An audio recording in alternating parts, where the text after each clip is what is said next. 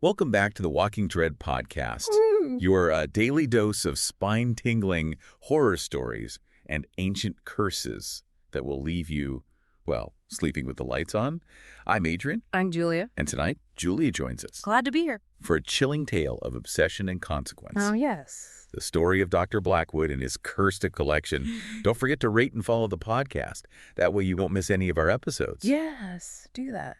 Our story begins with Dr. Blackwood, a man consumed, I would say, by an insatiable thirst for knowledge, particularly of the macabre. Yeah. His home is less of a dwelling and more of a museum. Right. It's just packed with artifacts and relics, eerie and strange. It's just fascinating, this desire to collect, to possess, especially when it comes to objects steeped in the supernatural. What do you think about that, Julia?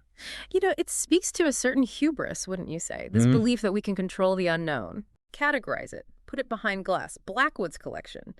It's almost a metaphor, I think, for humanity's attempt to understand the world, to impose order on chaos, even when dealing with forces beyond our comprehension. Absolutely.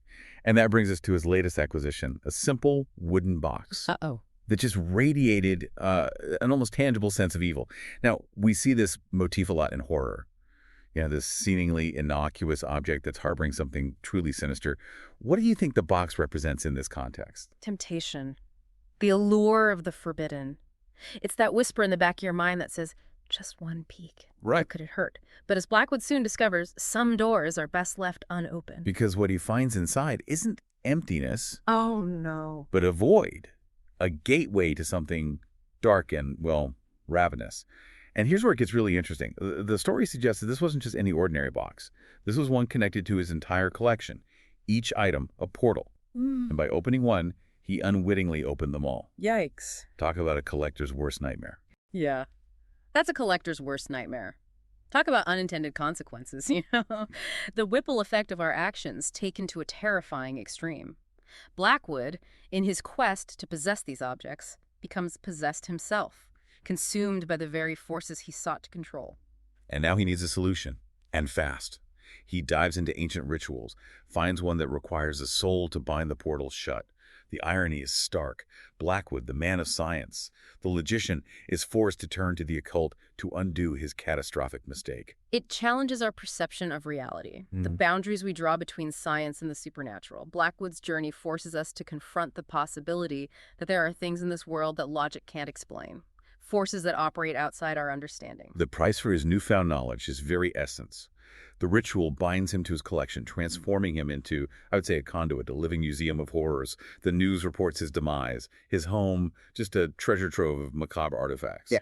But like all good horror stories, that's not the end. No, it's just the beginning of a new chapter.